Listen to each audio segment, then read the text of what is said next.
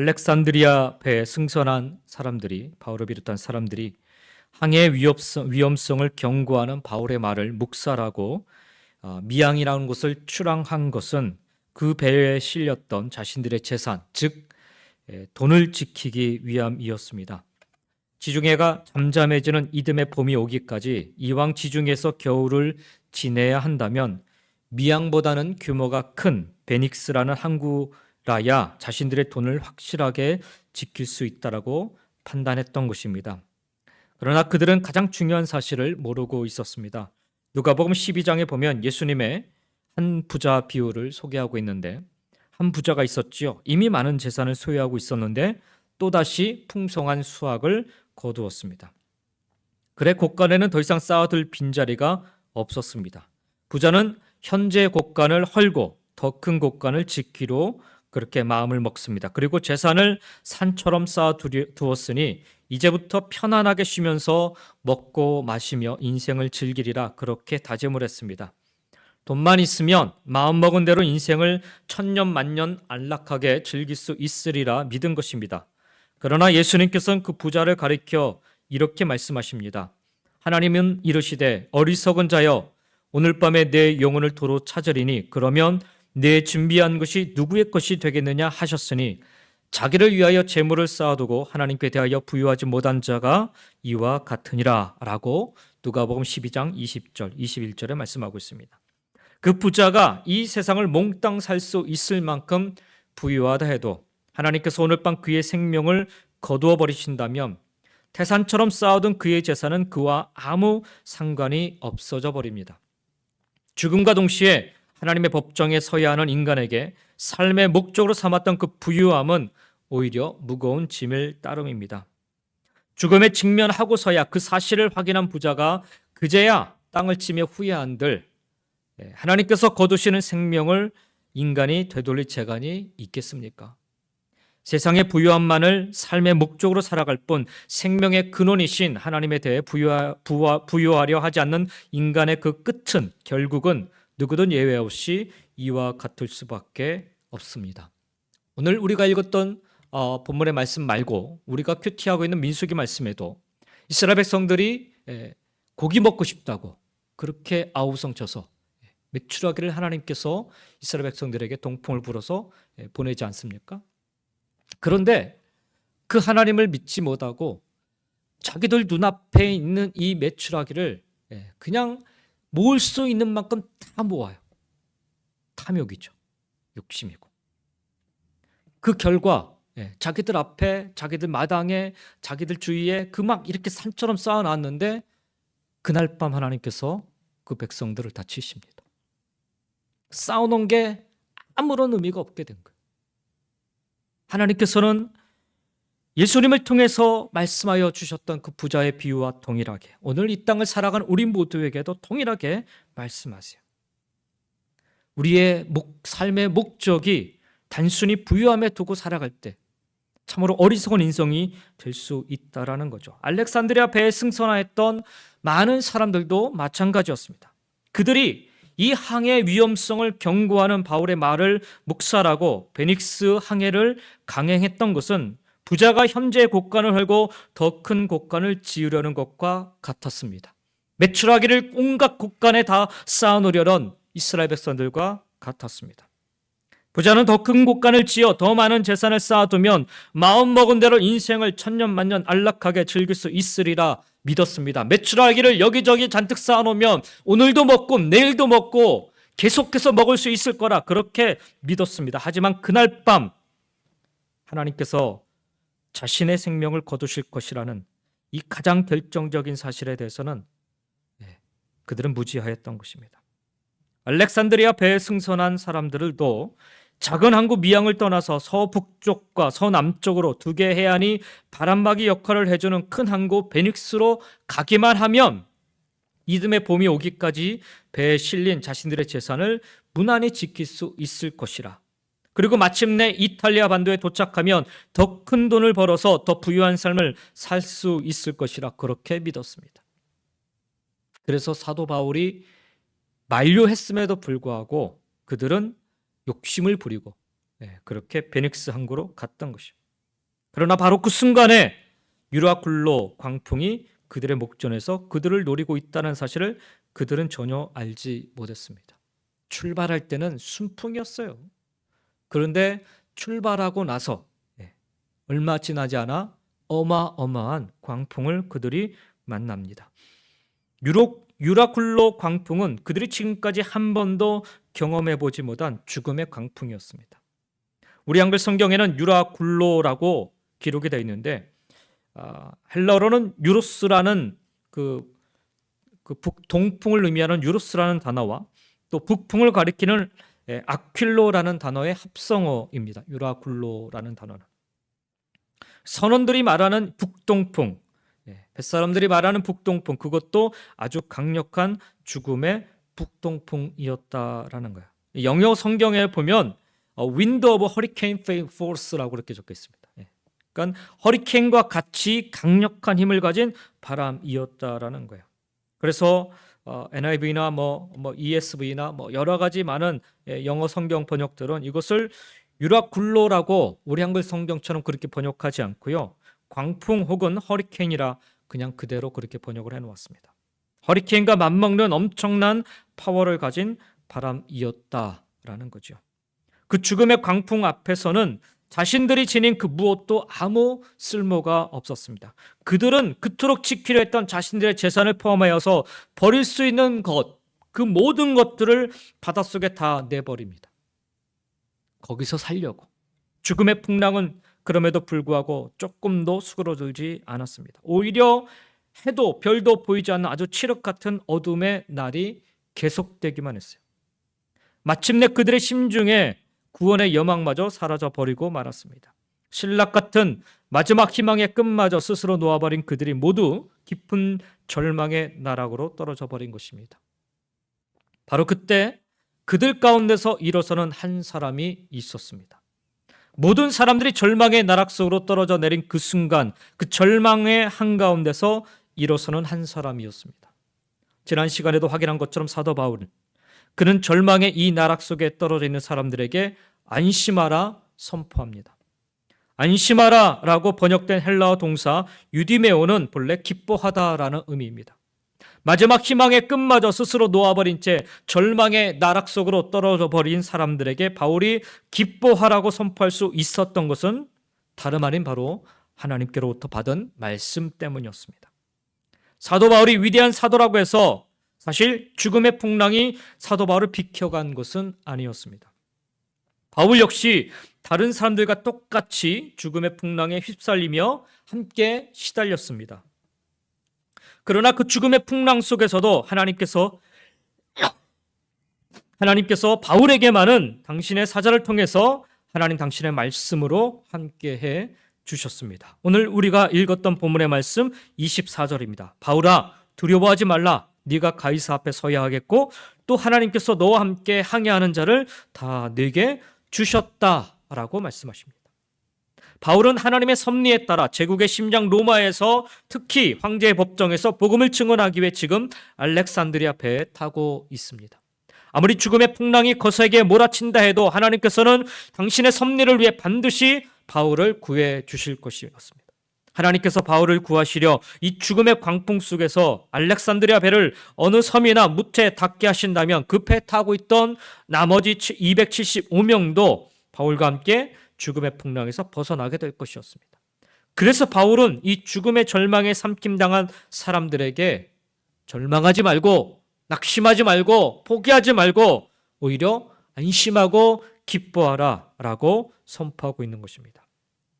이 시간에 우리가 주목해야 될 것은 바울이 절망에 빠진 사람들에게 자신이 들은 하나님의 말씀을 전하면서 하나님에 대해서 소개하고 있는 이 장면입니다. 23절 말씀을 다시 한번 보시겠습니다. 내가 속한 바 곧 내가 섬기는 하나님의 사자가 어젯밤에 내 곁에 서서 말하되. 우리가 통상 하나님을 소개할 때, 내가 만난 하나님을 소개할 때 여러분 어떻게 소개하십니까? 주로 우리가 소개하는 방법은 하나님이 내게 어떻게 은혜를 베푸셨는가, 하나님이 내게 어떻게 인도하셨는가, 이런 것을 가지고 우리는 하나님을 많이 소개합니다. 근데 오늘 사도 바울은 이 절체절명의 위기 상황에서 하나님을 증거하고 하나님을 소개를 하는데 조금 다른 표현을 써서 하나님을 소개합니다. 내가 속한 하나님, 내가 섬기는 하나님, 그리고 내 곁에 서서 말씀하시는 하나님, 이렇게 세 가지로 하나님을 소개하며 설명을 합니다. 오늘은 그 첫 번째 것만을 좀 말씀을 좀 나누겠는데, 우선 내가 속한 하나님입니다. 바울은 하나님을 내가 속한 하나님이라 증언합니다. 문자 그대로 하나님에 대한 바울의 고백인데, 바울에게 하나님은 아득하게 멀리 계시는 누군가의 하나님이 아니었어요. 저기 이방 사람들이 믿는 그런 하나님, 이렇게 설명하지 않습니다. 하나님은 내가 속해 있는 나의 하나님이심을 그는 고백하고 있습니다.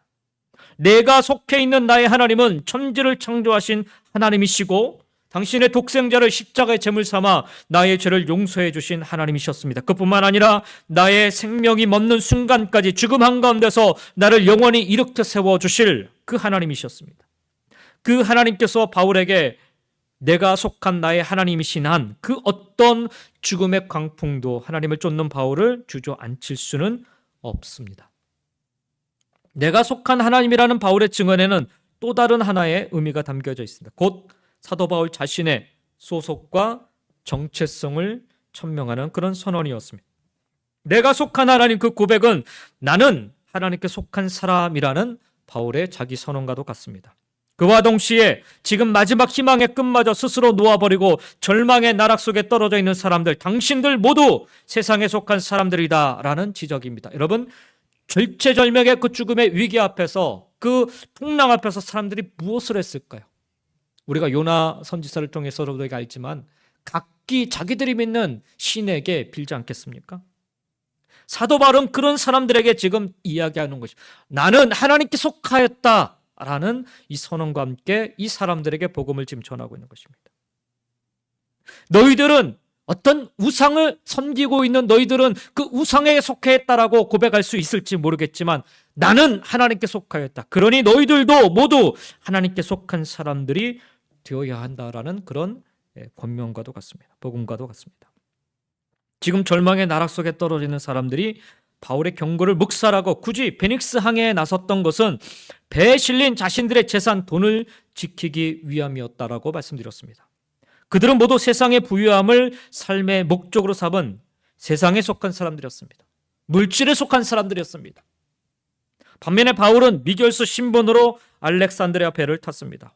황제에게 상소한 미결수로 백부장 율리오와 그 휘하 부하들에 의하여서 호송되는 바울에게 선주나 그 배에 많은 물건들을 실었던 하조들처럼 배에 별도로 실은 재산이 있을 리는 만무하지요. 바울이 지닌 것이라고는 배 승선에 있는 자기 몸 하나밖에 없습니다. 한마디로 말해 바울은 세상에서 모든 것이 결핍된 삶을 살아가는 그 한 사람이었어요. 모든 것이 부족한 사람이었죠. 그러나 죽음의 광풍 앞에서 세상에서 부유함, 세상에 속한 사람들은 아무런 힘도 쓰지 못했습니다. 그들의 부유함이 그들에게 도움이 되기는커녕 모두 바다에 내버리지 않으면 안 될 그런 무거운 짐일 뿐이었습니다. 그렇게 많은 짐들을 다 바다에 내던졌던 이유는 여기 지금 이 바람으로 인하여서 그 바람 바깥으로 좀 어떻게든 끌려 벗어나고 싶은 그런 마음에서 다 갖다 버리는 거예요. 자기 생명과 지금 이 배 안에 있는 그런 물질적인 그런 부유함 바꿀래야 바꿀 수 없는 거죠. 다 버릴 수밖에 없는 거예요. 모두 바다에 내버리지 않으면 안 될 무거운 짐이 될 수밖에 없었던 것입니다. 결과적으로 그들은 그동안 삶의 목적으로 추구해왔던 세상의 부유함 때문에 죽음의 광풍 앞에서 모두 절망의 나락으로 떨어지고 말았습니다. 그 절망의 한가운데서 오직 일어난 사람은 역설적에게도 세상에서 모든 것이 부족하기만 한, 아무것도 가지지 않은 단 한 사람, 바울이었습니다. 그는 하나님께 속한 사람이었습니다. 하나님을 내가 속해 있는 나의 하나님으로 모신 바울은 나는 하나님께 속한 사람이라고 자신의 소속과 정체성을 선언한 바울, 그 바울은 하나님에 대해서 부유한 사람이었던 것입니다. 모든 사람들을 절망의 나락으로 떨어뜨린 이 죽음의 광풍 앞에서 하나님에 대해 부유한 바울 한 사람만이 우뚝 일어설 수 있었던 것입니다. 하나님에 대해 부유한 이 바울 한 사람이 일어섬으로 인하여서 나머지 그 배에 탔던 275명도 비로소 절망을 딛고 일어설 수 있었습니다. 오늘을 살아가는 우리의 모습은 어떻습니까? 우리는 지금 어디에, 어느 누구에 속해 있습니까? 이 세상에 속한 사람입니까? 아니면 하나님께 속한 사람입니까? 세상에 대해서 부유한 사람입니까? 아니면 반대로 하나님께 대하여 부유한 사람입니까? 우리가 어디에 속한 사람인지를 분별하는 간단한 방법을 우리 주님께서 요한복음 8장에서 분명히 가르쳐 주고 계십니다. 요한복음 8장 45절 47절 말씀에 보면 내가 진리를 말함으로 너희가 나를 믿지 아니하는도다. 너희 중에 누가 나를 죄로 책잡겠느냐? 내가 진리를 말하는데도 어찌하여 나를 믿지 아니하느냐? 하나님께 속한 자는 하나님의 말씀을 듣나니 너희가 듣지 아니함은 하나님께 속하지 아니하였음이로다 라고 말씀합니다. 우리가 하나님께 속한 사람인지의 여부는 우리가 하나님의 말씀을 듣고 쫓느냐에 의하여서 분별이 됩니다. 이처럼 세상에 속한 사람들은 세상의 소리를 듣고 쫓으며 하나님께 속한 사람들은 하나님의 말씀을 듣고 쫓습니다. 알렉산드리아의 배에 승선한 사람들이 그들의 재산을 포함하여 버릴 수 있는 모든 것을 바다에 다 내버리고서도 죽음의 광풍에서 벗어날 수 없자 그들이 들을 수 있었던 것은 스스로 무너져 내리는 자포자기하는 그런 굉음, 공포에 찬 죽음의 아우성밖에 없었습니다. 그것이 세상에 속한 그들이 죽음의 광풍 속에서 들을 수 있는 유일한 소리였습니다. 그 결과 신락 같은 마지막 희망의 끝마저 놓아버린 그들은 모두 절망 속으로 떨어지고 말았던 것입니다. 그와 동일한 상황 속에서 바울은 전혀 다른 소리를 들었습니다. 로마에서 황제의 법정에 서야 할 것인즉 두려워하지 말라라는 하나님의 말씀입니다. 아울러 여기 함께하는 이 배에 탄 모든 사람들을 다 너의 손에 붙였다라고 말씀하고 계십니다. 바울이 자포자기의 그 굉음과 죽음의 아우성만 난무하는 유라굴로 그 광풍 속에서 하나님의 말씀을 들을 수 있었던 것은 그는 하나님께 속한 사람이었기 때문입니다. 하나님께 속한 사람은 그 어떤 혼란과 환난과 그 광풍 속에서도 하나님의 말씀을 들을 수 있습니다. 하나님의 말씀으로 하나님과 이어져 있기 때문입니다.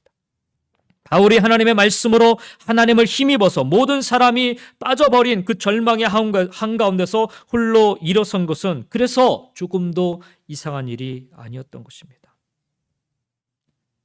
이 배에 탄 나머지 275명은 세상에 부유한 사람들이었습니다. 그러나 사도 바울은 하나님의 말씀에 부유한 사람이었습니다. 우리는 지금 세상에 속한 채 세상의 부유함만을 혹 목적으로 삼고 살고 있지는 않은가? 그렇다면 우리는 언젠가 세상에서 분명히 부유함을 누릴 수 있을지는 모르겠습니다. 하지만 오늘 밤이라도 하나님께서 우리의 생명을 거두신다면 하나님 앞에서 이 세상의 부유함은 아무런 쓸모도 없다는 사실을 잊지 마시기 바랍니다. 목적이 되어버린 세상의 부유함은 하나님의 법정에 서야 하는 우리에게 도리어 무거운 짐이 될 뿐인 것입니다. 사랑하는 성도 여러분, 우리 모두 사도 바울처럼 나는 하나님께 속한 사람이라 라고 고백할 수 있기를 원합니다. 여러분의 소속과 여러분의 정체성을 분명하게 밝히고 살아가시기 바랍니다. 세상이 힘드니까, 어려우니까, 고통스러우니까, 혼란스러우니까 적당히 살짝 넘어가려 하지 마시고 그 어려운 때에도 여러분의 소속, 정체성을 분명하게 밝히며 살아가시기 바랍니다. 나는 하나님께 속한 사람이다. 하나님을 내가 속한 나의 하나님으로 보시고 그 하나님의 말씀에 부유한 말씀의 그런 사람들이 되시길 바랍니다. 우리가 하나님의 말씀으로 하나님과 이어지면 천지를 뒤흔드는 이 광풍의 굉음 속에서도 사도 바울처럼 일어설 수 있는 거예요. 사도 바울처럼 평안할 수 있는 거예요. 하나님의 말씀을 들을 수 있고 흑암에 뒤덮인 이 사막의 정막 속에서도 하나님의 말씀을 통하여서 우리는 그 사막의 길을, 광야의 길을 걸어갈 수 있는 것입니다. 우리가 하나님 말씀 속에 거하는 한, 하나님께 속한 자로서 우리가 하나님 말씀 속에 거하는 한 우리의 처지와 입장은 달라져도 우리의 언행은 달라지지 않을 것입니다. 우리가 하나님의 말씀에 대해 부유한 한, 세상의 부유함을 위해 허황된 그런 세상 사람들 그런 손짓에 현혹당하는 일도 없을 것입니다. 우리가 하나님의 말씀에 의지하여 살아가는 한 이 세상의 모든 사람을 압도하는 죽음의 절망 한가운데서도 하나님 말씀을 힘입어 사도 바울처럼 우뚝 일어설 수 있게 될 줄 믿습니다. 하나님의 말씀이 육신을 입고 이 땅에 오신 분이 우리의 죄값을 대신 치러 주시기 위해 십자가의 제물로 죽임 당하셨다가 3일 만에 죽음 가운데 영원히 일어나신 예수 그리스도 능력의 주이시기 때문입니다. 그동안 나는 세상에 속하여 세상의 부유함만을 위하여 현재 곳간을 헐고 더 큰 곳간을 짓는 일에만 몰두해 오지는 않았는지 우리 삶을 돌아볼 수 있기를 원합니다. 하나님께서 오늘 밤 내 생명을 거두시면 지난 세월 동안 내가 삶의 목적으로 곳곳에 쌓아둔 것들이 하나님의 법정에 서야 하는 내게 내내 무거운 짐이 될 뿐임을 우리 모두 깨달을 수 있기를 원합니다. 그러므로 이제부터 사도 바울처럼 하나님을 내가 속한 나의 하나님으로 보시고 나는 하나님께 속하였습니다 라고 고백하시며 하나님께 속한 사람, 하나님의 사람으로 살아갈 수 있기를 결단하는 저와 여러분 모두가 다 되시기를 주의 이름으로 간절히 축원드립니다. 그리하여 날마다 하나님의 말씀을 듣고 쫓음으로 내가 하나님께 속한 사람임을 우리 삶으로 곳곳에서 순간순간마다 증거하며 살아갈 수 있기를 간절히 소망합니다. 광풍의 그 굉음 속에서도 우리가 하나님께만 속해 있으면 하나님의 말씀을 들을 수 있습니다. 상막의 그 광야의 그 적막함 속에서도 우리가 하나님께 속해 있으면 하나님의 말씀을 들음으로 말미암아 뚜벅뚜벅 걸어갈 수 있게 될 줄 믿습니다. 그렇게 하나님의 말씀에 대해서 부유한 저와 여러분 모두가 될 수 있기를 주의 이름으로 간절히 축원드립니다. 오늘도 하나님 말씀 때문에 나의 입장과 처지가 달라져도 우리의 말과 행동이 달라지지 않기를, 하나님 말씀 덕분에 세상의 그 허황된 손짓에 쉽게 현혹되지 않기를, 하나님 말씀 때문에 죽음의 절망 한가운데서도 당당히 사도 바울처럼 우리도 일어날 수 있기는 있는 그런 저와 여러분 모두가 다 되시기를 예수님의 이름으로 간절히 축원드립니다. 기도하겠습니다.